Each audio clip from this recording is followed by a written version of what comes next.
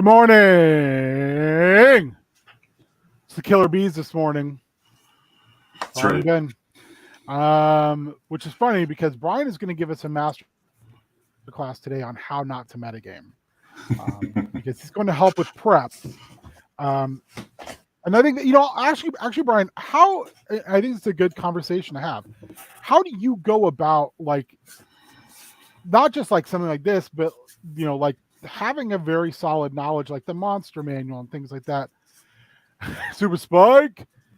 How do you go about like sapping that knowledge out of your giant prodigious big brain and allowing the game to come to you in a way that becomes organic rather than like, oh, I know this is on page 86 of the monster manual and this is a CR5 creature that has resistances to these things, so I don't want to use these spells. How do you do that? A lot of it is just putting myself in my character's brain, I guess. Like, okay, I got to think, how much knowledge would my character have about this stuff? And if I can use it, if I've had that character knowledge, then great. If not, then I would do something that they would be more inclined to do. So, and a lot of it is I have a giant shelf of books, and if I know where it's at, I just leave the books alone. And do you have to like consciously and consistently like go, okay, remember, I don't know this. My character does not know this. Sometimes, a lot of times, it's like, okay, I myself as a player, or in the past GM, I have the knowledge, but I know my character doesn't. So I gotta dump down my characters sometimes, just so that I'm not using knowledge that I myself as a player knows, but and that just takes me to the places where it's makes the game fun, and I can do shit that I wouldn't necessarily be like, oh hey, let's try this, and oh well, that didn't work, but as a player I knew it wasn't going to work, but my character doesn't. Yeah. So it's trial and error, and it's fun to play dumb sometimes. Yeah, I find it to be, and it's probably because I get to play so little that I find it's kind of hard unless I'm like consciously reminding myself like, hey, you don't know this. Right. So I'm always intrigued when people are like, hey, I want to, I'm not worried about spoilers. So, I'm down to help out. Because we were talking before stream, I won't remember anyway. Right. By 2:00, it's anything we talk about is probably gone. Unless I take notes, but during prep school was, if we're not working on something I need notes on, then yeah, it's sometimes it's I'm always intrigued by how other people pull knowledge in and then disseminate it in internally in an effective fashion in order to not ruin the game for themselves, right? Or even for other people who are playing, because sometimes it's not your experience that'll be ruined, especially if you're a power gamer. You're like, fuck yeah, I know everything, woo!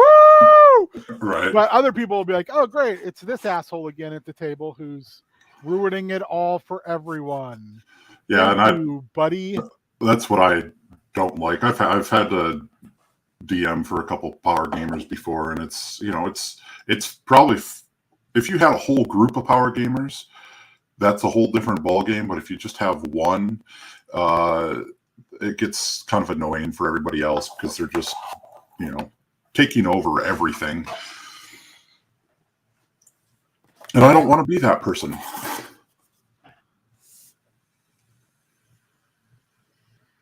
Yeah. I sorry. I was I'm Matt at the toy show, and he just was able to pick up a figure for me that I'd been really looking for and got it cheaper than I'd seen it anywhere else. Nice. It's one of those Mattel exclusives, one of the 3 Mattel exclusives that I did not get in on fast enough, so did not get one. And fucking scalpers want to charge you a kidney for it. Yeah. But I'm super excited about getting it. So apologies. All right, well let's get to business.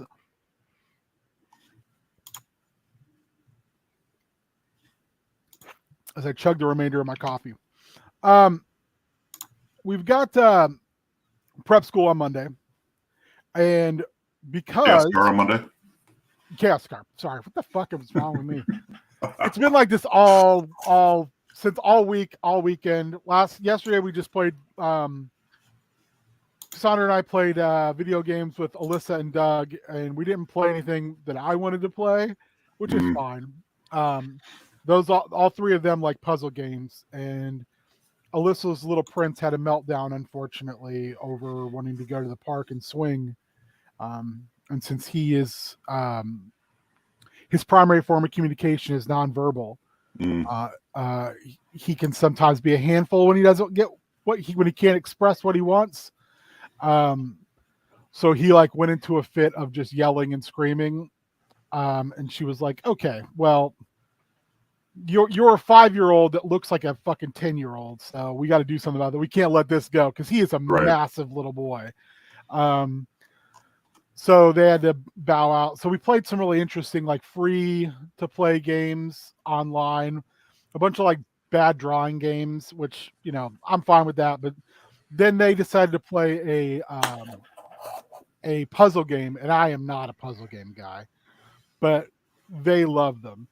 Which games? Well, I will put them in. I will grab them real quick. So I can tell you. They were playing.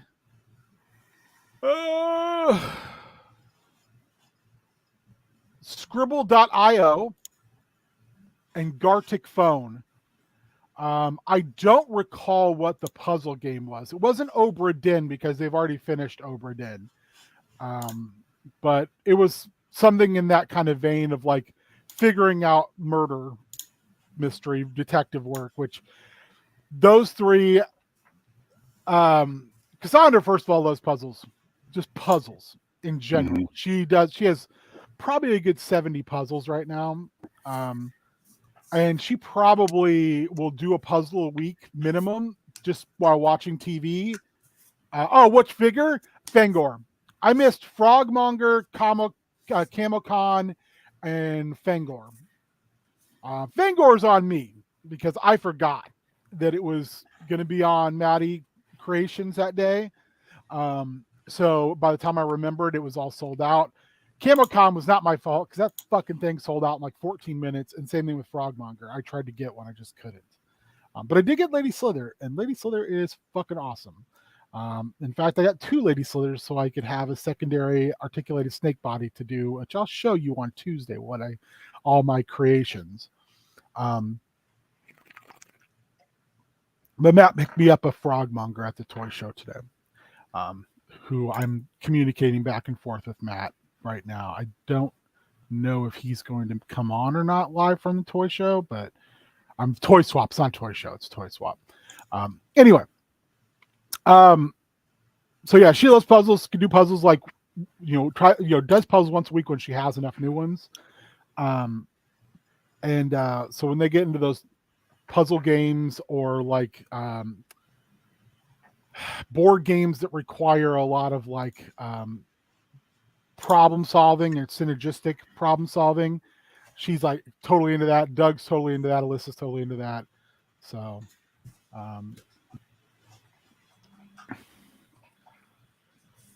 it's cool. Sorry. Alyssa was just must have heard her name through the digital space and was like, "Hey, sorry, we dropped out yesterday, but cell reception at the playground was not ideal." So anyway, I'm okay with those games, but I'm not like, I get like, it's kind of like the same thing with escape rooms. Like they love escape rooms, and I'm like, this is okay. I'm not big on like being forced to go from point A to point B. I'm like, I like point A, but let me go to D and then I'll backtrack to B after I go to F. Right. I don't have the best focus for that. I shouldn't say I lose interest, which kills focus. Especially when everybody's like thinking about things very logically, and I'm just like kind of like whatever. So they played that, and I played some Zomboid while they There were you go. playing it, and then I just made fun of stupid things that were going on. All right. So anyway, Chaos Car. We didn't get any new players really, except for Beard, because we Darren can't make it. James has been wanting to play for a while, so Baby Teasus is going to jump in tomorrow night.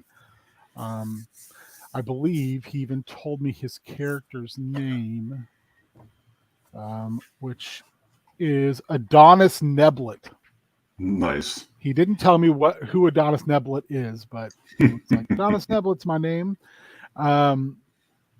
D&D's my game. Because we were coming up with dumb names, and that's where we got all those stupid names last Wednesday for All Out of Bubblegum. All Out of Bubblegum, sure. So I've got last game that the group you play with regularly. You guys took you were like, oh, our next thing is going to be figuring out this assassination attempt. So I've got pretty much all of that in order. What I'm looking for are maybe one or two more secrets and clues. So what I should probably explain. I don't know if I've showed this to you before, Brian. Mm-mm. I use the Lazy Dungeon Master prep worksheet, or at least the format. So like, who are the PCs? I don't put that in there because it's troop play. So need to have a strong start. I don't know if I have a copy. Anyway, you can find Lazy DM stuff in my Dropbox. But you want your scenes kind of like, here's the idea of what they should be. And then one thing Mike Shea is always pushing is like, have a bunch of secrets and clues. And these should be things where you can use to then branch off into other things later on. Right. I feel that, Spike. We were doing one a couple years ago. It's been like 4 years ago for Doug's birthday, and there was a sliding door thing that you had to like figure out how to unlock. And I was like, but I can just open this. And they're like, yeah, you'll break it. And I'm like, yeah, but why would I need to figure out the clue if I can just open it? And they're just like, don't, just stop. What are the locations? What NPCs? Who are they going to face? What are the magic items? It's a pretty simple thing. It's meant to make your prep very easy, Right. and also prep that can be built off of as a starting point. So I feel pretty good about everything here. I'm looking for a couple more secrets and clues, which might branch things potentially later that I can kind of keep dropping things in the background with. I think the magic items or loot is going to be pretty much, I'm going to use this. I haven't used it before. And I really don't know why. There are these monster loot books that are on the DM's Guild. I've had them for a while. I don't know why I don't just use them. So I think I'm going to use them this time. I wish I could just cut and paste out of them, but of course that would be too fucking easy. Right. So I'll have to grab that stuff out of there. That's stuff I can do during the day tomorrow when I'm not doing anything of importance. And then I keep an idea file at the bottom in case like things come up, like in D&O, like in one of the first episodes, an ogre ate a goblin and remarked that it tasted like cotton candy ice cream, and that became canon. That raw tastes like cotton candy ice cream. Nice. So, like that's canon. That's now canon. So anyway, so I'm kind of trying to think of like some other secrets and clues that might be going on, because this is like the first adventure you guys have had in the keep proper. Mm-hmm. And I kind of want to be able to drop some things, especially about the crossroads and the six. I think are my two big things that I want to hit that I haven't already hit here. So the six were the adventuring party that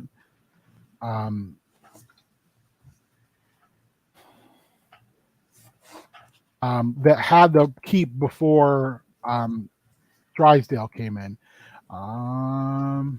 Meet me at the crossroads.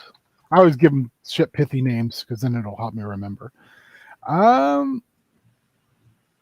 Okay, so And the crossroads is that's that like black market group.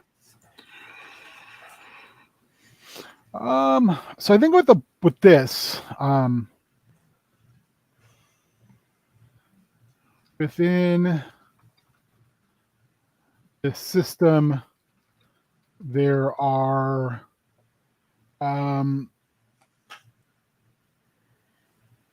perception DC. That'd be pretty good. So we're gonna say 18.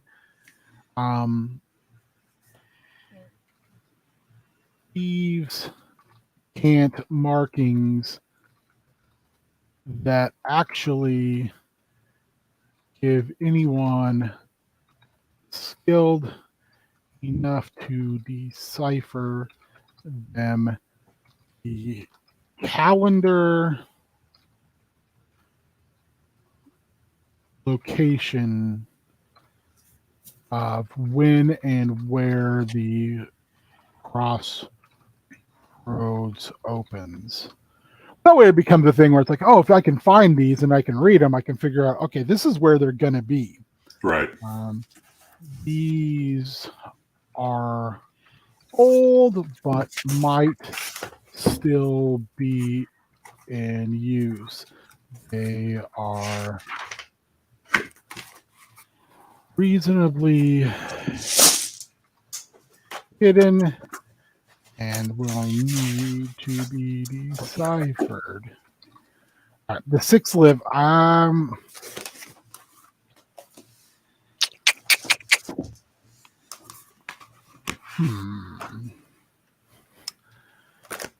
Candy will, if pressed, drop hints that the remaining members of the 6 might be still in the area and might even be behind this assassination attempt in order to continue to sow civil discontentment. Okay. I don't think what else. Well, we already know that Gelda has something to do with the crossroads, right? Yes. Yeah. That's a good point. So, with a Suade's still a skill, right? I can't remember. What? Persuasion. Persuasion's a skill, yeah.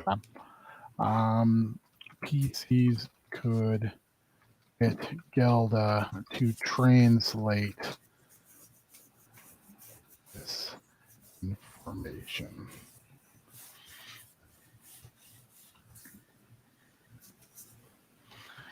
A not small amount of goods/coin.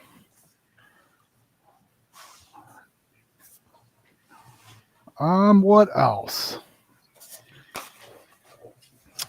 Oh, well, of course. Where was that at?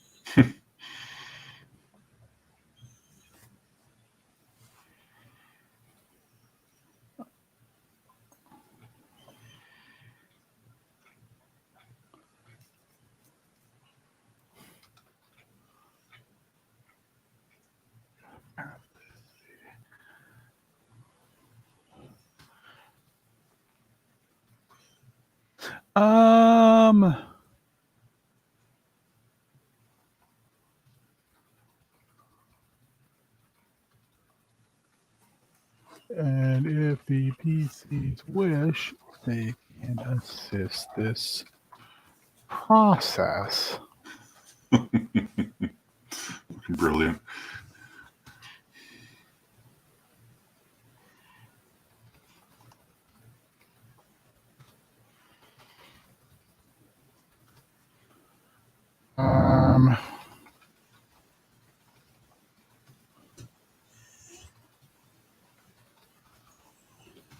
I think that's how you spell trough. Yeah, I think so.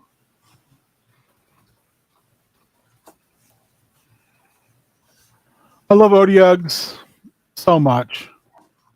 I've often joked that if I had to come up with a rap name, I would be MC Odiug.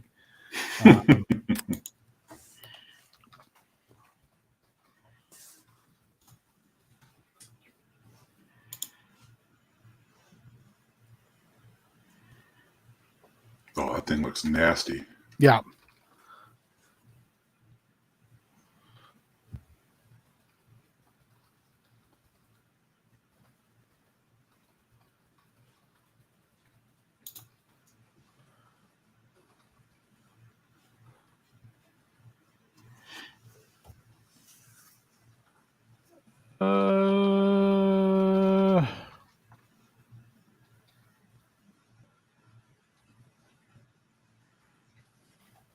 Depending on their responses, it will either attempt to mentally attack,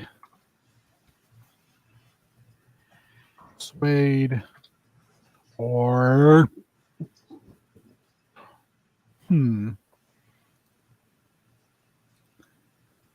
that's not the word I want, is it? Is that psychically? Yeah, I think it maybe. Yeah, it is. Yep. I'm not the best speller, and sometimes words don't look right. So I can't remember. I'm pretty sure Odiugs they have a psychic ability. I can't remember how smart they are though. Oh, their int's really low. Yeah. Yeah, but I'm gonna say this dude Black is smart.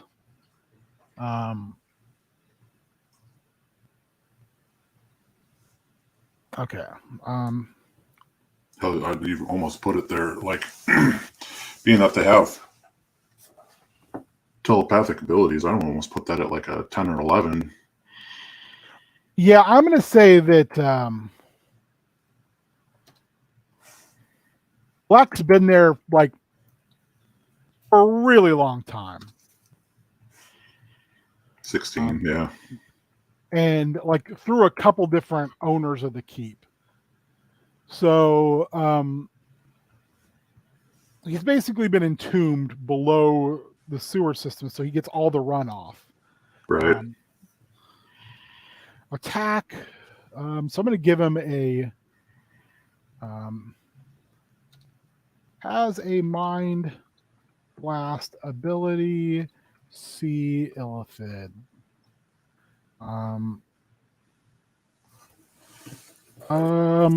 Has a doesn't the Mind Flayer have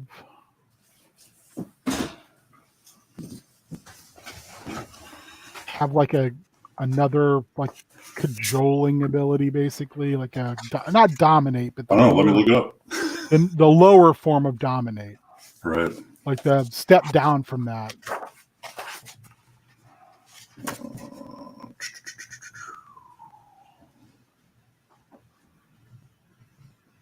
I can't think of what it's called. It's like an influence ability, but it's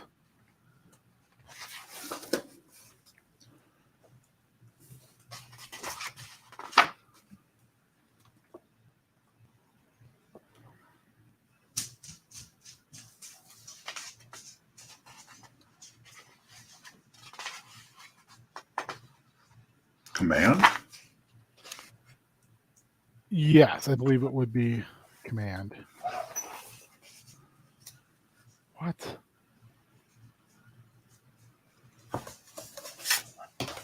Um,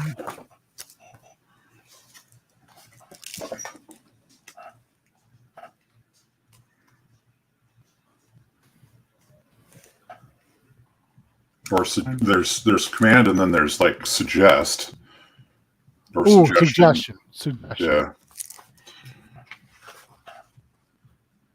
That's what I was looking for.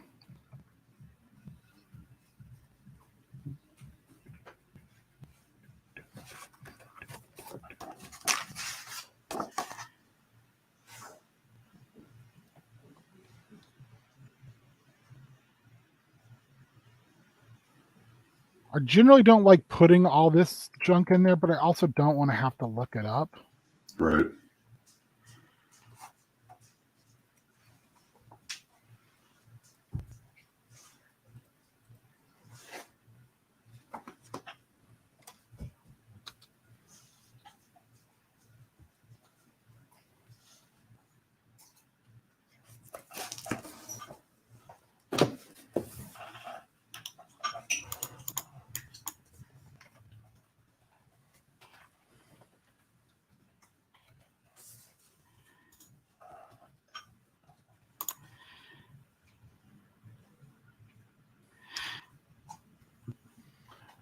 And then I need one more kind of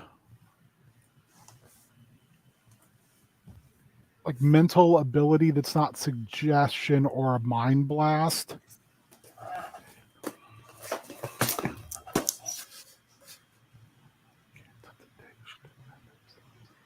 So I'm trying to think of another psionic monster that might have something interesting.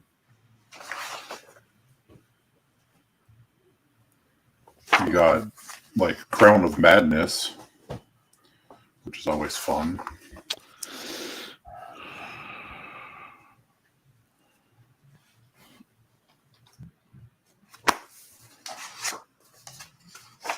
I got this wonderful Volo's Guide to Monsters, which has like all of the like mental monsters in it. It's kind of fun.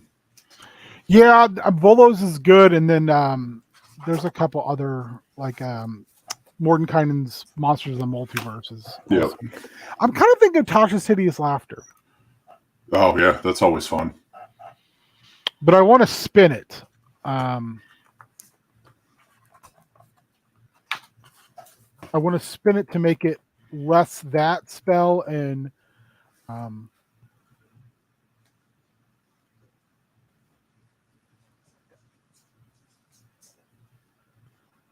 we're going to use it as the we're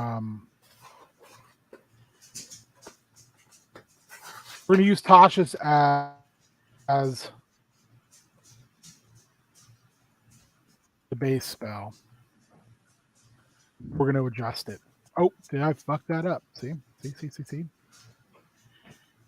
Oh, what? No, I don't want to go too far back. Please tell me I didn't lose all that. Yeah, I did not. Okay.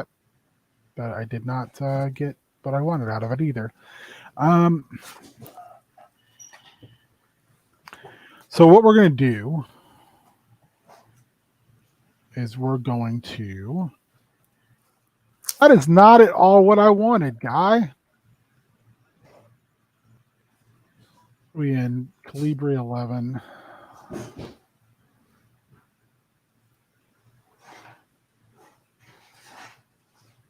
And we need it to be in the right color because that will bug the shit out of me. I don't want to highlight. Where is the text color? Okay. I'm going to take this out. Within range. Everything within range begins to become insatiably hungry and falls into fits of stomach Pain.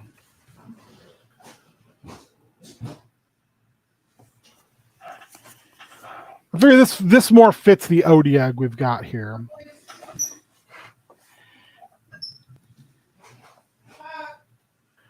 Fall prone for the duration. Creature with a int score 4 or less is infected at the end of each turn. Takes damage.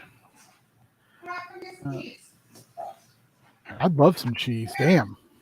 How can we get that cheese? Dog doesn't want to come in. I'm surprised you can hear. It's really weird. Like sometimes I can't hear people on this that are like above me in the house, and other times I can hear shit that's like Mentalk the Mind Taker. Yes, exactly. Yeah, Odiug is just a sentient garbage disposal, basically.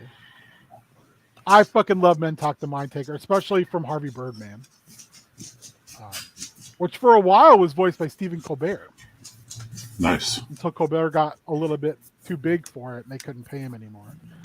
If you haven't seen Harvey Birdman, Attorney at Law, I cannot recommend it enough. It's a absolutely stellar Adult Swim series. That it is. I think one of my favorites is the one where he has to defend Fred Flintstone on RICO charges. Mm-hmm. So we're going to highlight this as well so I know where it starts. Okay. All right, I think we're good. So it has like 3 things it can do from afar.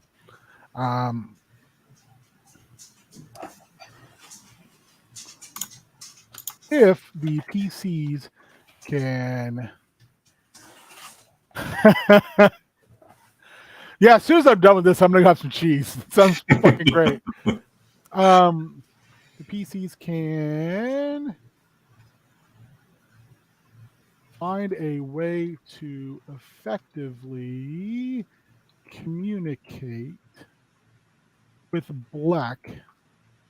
They will reveal that their palette has become a bit more refined and that they want something different beyond the basic bitch each refuse they are subsisting on.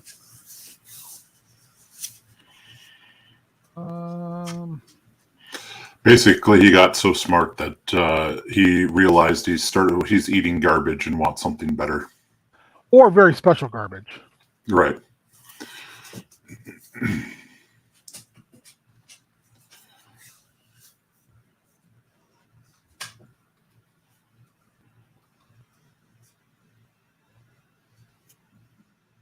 The recipient is willing and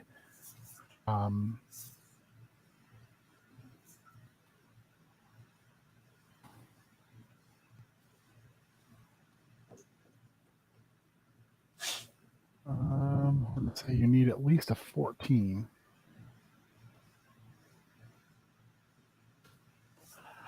This is also a reason that the catacombs have been shut off to the populace as the basic troops of the Inner Bailey feel that there is it's a malevolent,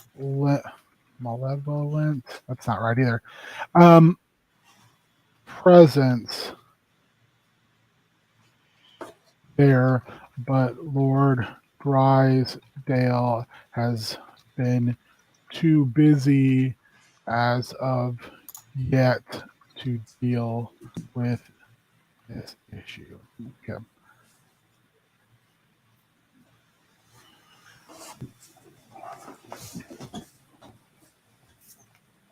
I really like that. That feels really good. Yeah.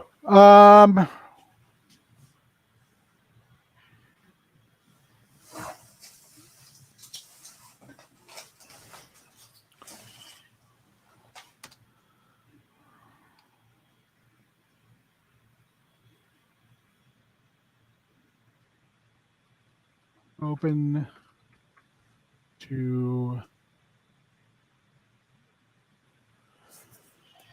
meeting with individuals they would see as allies in their eventual attempt to retake Restwell. This is a good place to give PCs PC 16 history checks to learn more about 6. Rather than reveal, ask the PCs upon a successful check who the 6 were. Let them create these NPCs that way. Okay, I really like doing this. I've watched some other people do it, and I've tried to utilize it off and on. I know I use it in D&O all the time, where someone will roll high enough on a check, and they're expecting me to regurgitate information to them, and instead I'm like, who? They'll say, I'll say, oh, you meet this person. They'll say, well, do I know this person? No. What do I know about this person? Make a history check. They succeed, and I say, okay, who is this person? It's a fun little twist. Well, I think it gives a lot of buy-in for the players when they're like, oh, I got to name this person. And all, right. The 6 are just 6 individuals who were probably neutral evil, maybe chaotic evil. We're not good. Neutral probably being the best of them, who controlled Restwell before Drysdale. And they're kind of responsible for why there is an Outer Bailey. They were fine with people living there, having lives there. They protected the keep for those people, but they also were just like, you guys do what the fuck you want. We'll protect you if it becomes an issue that might hurt us. But this ostensibly is where we do business. We'll handle the area around it, and we'll protect it. Right. But we're going to charge you rent, but we don't give a shit what you do. Worship your gods, do all your stuff, but if you raise arms against us, we will kill you. And so they had this actually really good relationship with the Outer Bailey, because the Outer Bailey's full of people who are like, I want to live my life. Right. I don't mind paying a small fee for upkeep of the keep, especially the Outer Bailey where it protects me. But I also don't like the fact that now there's a religious, not a zealot, but in their eyes a zealot, who's taking control of the keep. And they don't know if he's a zealot or not because he hasn't done anything. But the main religious leaders in the Outer Bailey are like, this motherfucker's coming for us. Right. Because they're afraid. And that's, I think, and that's one of the reasons I really love this adventure path, is because they don't touch upon any of this. They just bring it up and they're like, do what you want with it. I love that idea of you've got this person who's a lawful good, who takes this keep and it's like, I'm going to use this keep as a staging ground to continue to push civilization and, retake these lands and be able to build, good things in my mind. But the people in this keep are already like, yeah, man, we're doing good before you got here. And I don't need you fucking coming in and telling me what I can and can't do. So you can fuck right back off to civilization.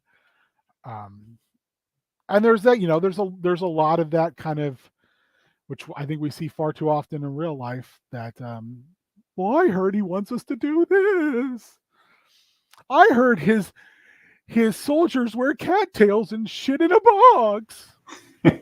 Really? Where'd you hear that from? I heard it from people. Fucking idiots.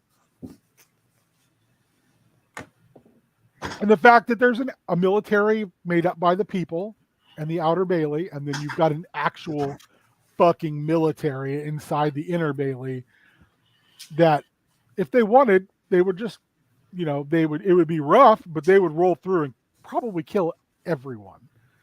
I mean, there's some nasty folks in the Outer Bailey who would put up a hell of a fight, but they're outnumbered like 3-1 by professional soldiers.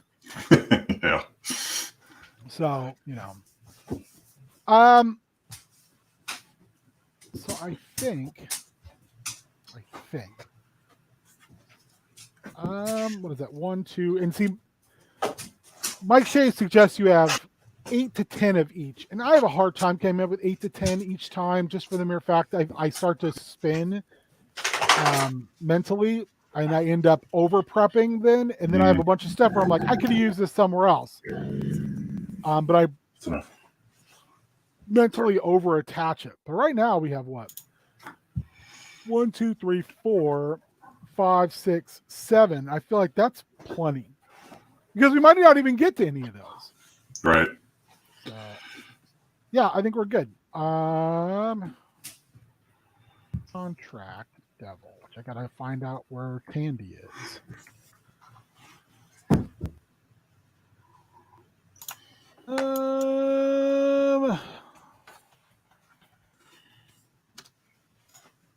Drop to CR3. So I have to do some adjustments on those Shatter Kai because they are way too high level. I think they're 7 right now. I think we're good. Yeah, I feel really good about this. Just got to put this magic item stuff in. So let's. What do they? So for a gelatinous cube, I'm going to move this over here so I can have our actual screen up. They suggest they want to say 1d6 vials of ooze goop. This I love the ooze goop. Be acquired if they slay the cube, or if they assist with its. What is it called when cells split? I can't recall. What is it called when cells split? Mitosis. Mitosis, yeah. I was thinking osmosis, but that's something completely different. Mitosis. So, I mean, it gives it, again, it's an option. If you assist it in basically birthing its clone, you can get the same reward as if you decided to murderize it. What does that stuff do?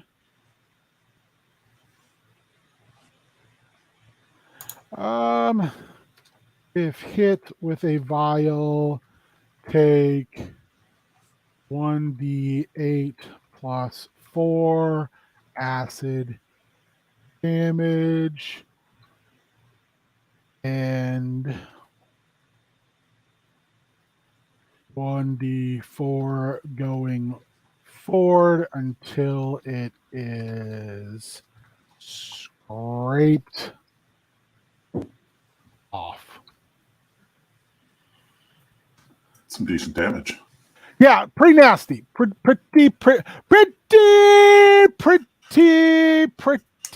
nasty. All right, let's look at this Shatter Kai stuff.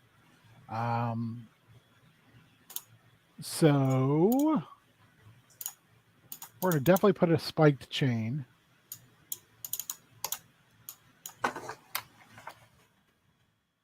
Requires, what is that?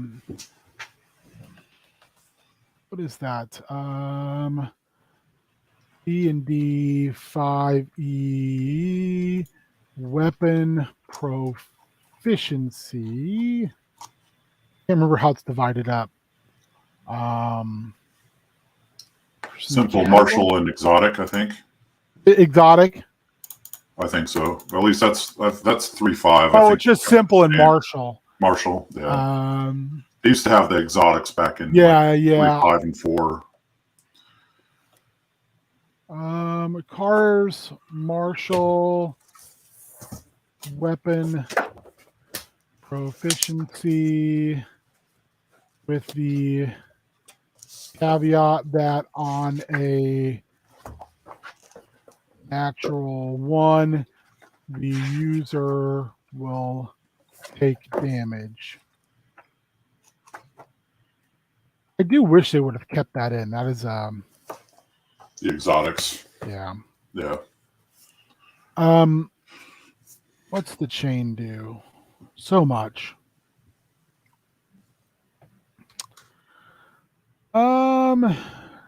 Deals 2d6 piercing.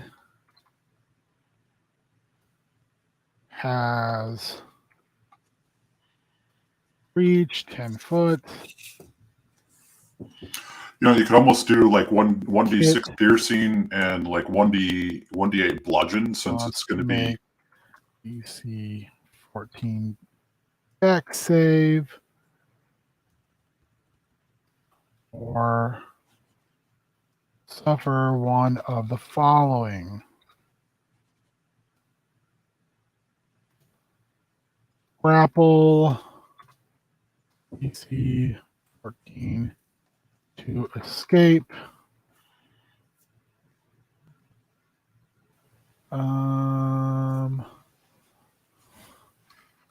If grappled, target is restrained.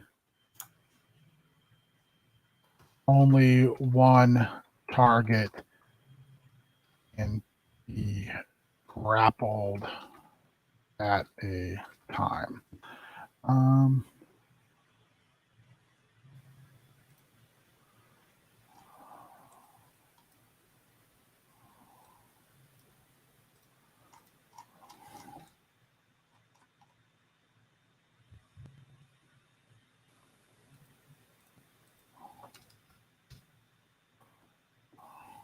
You were saying, Brian, I'm sorry. I was just saying, you could almost do like, for the damage, you could almost do like 1d6 piercing and then like 1d8 bludgeon. Because, I mean, you're literally, it's a chain. You're coming in with a chain. Like, I almost view like a chain as kind of like a flexible club type thing. I like that. It's a spiked chain, but I do like 1d. How about, what was it? 2d6? It's 2d6. How about 1d8 piercing and 1d4 bludgeon? There you go. That way it has the same potential damage. Yeah. Knocked prone. And the last one is, oh God. Takes 1d10 necrotic damage. Oh, jeez. So since this is much higher than it needs to be, we're going to drop some of these. I'll leave the ooze because that does not require killing to get it. We're going to drop this to a 6. We'll leave that at 4. We're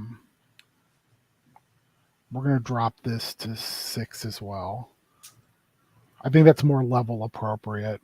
Right. Well, that 1d6 on necrotic damage is just if it fails the throw, right? Well, I mean, this is for the attacker gets to choose. Oh, okay. You get to do one of these 3 things. Gotcha. If if If you it hit and fails. they make a fail a deck save. I mean, you get to choose, which is real nasty. Right. Um,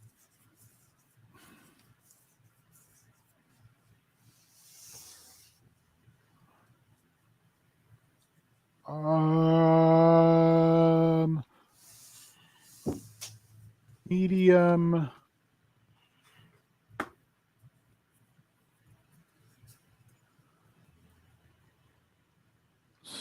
Studded leather armor, which will be damaged.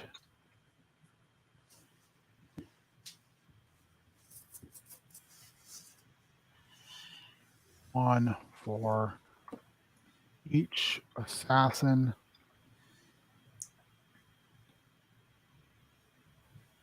Only one chain.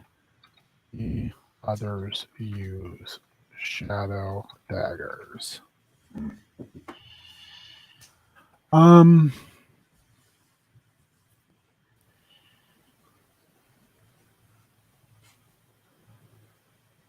Yeah, I think I wanted to make the leather armor something slightly special.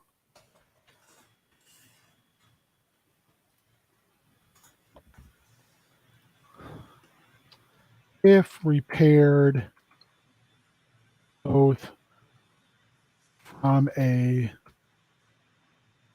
leather worker and a mage, and become +1 leather.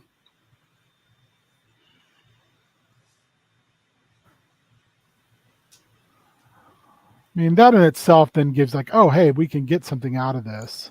Right. It's going to require some coin to put into it, but all right, we need. Is there such a thing as shadow daggers? There is now. Shadow dagger.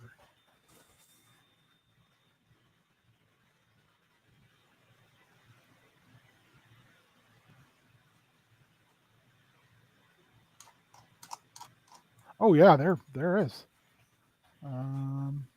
Someone made this for me. Shadow dagger. +1 dagger deals an extra 1d for necrotic damage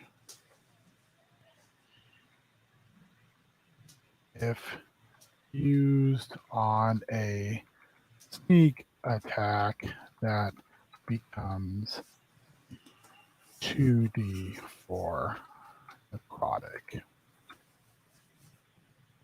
Okay, it's easy. I adjusted it just a little bit. Feel good about that.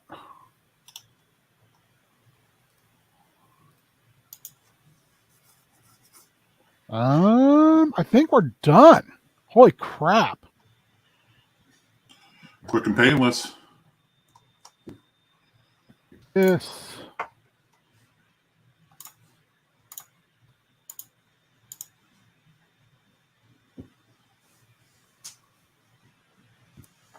All right. I feel like that's pretty good.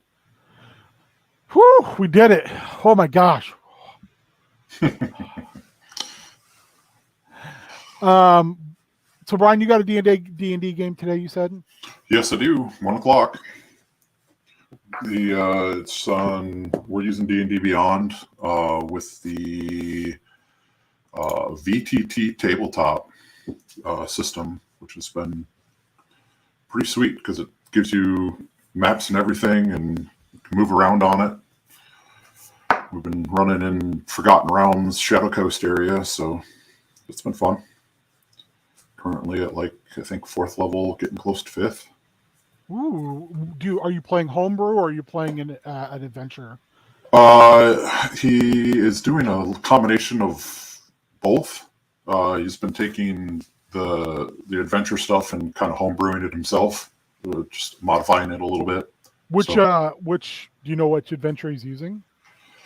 Currently, I think off the top of my head, no. We've been running around in Phandalin, which is kind of near Neverwinter. Okay. So there is a. I'd have to look at the books again, but yeah, he's been. I want to say like Phandalin Depth or Delve or something like that. Something similar to that. But yeah, he's been using that one, and I think we're getting to the end of that campaign or that little adventure. So he's looking at the next setup pretty quick. Nice. It's been fun. Yeah.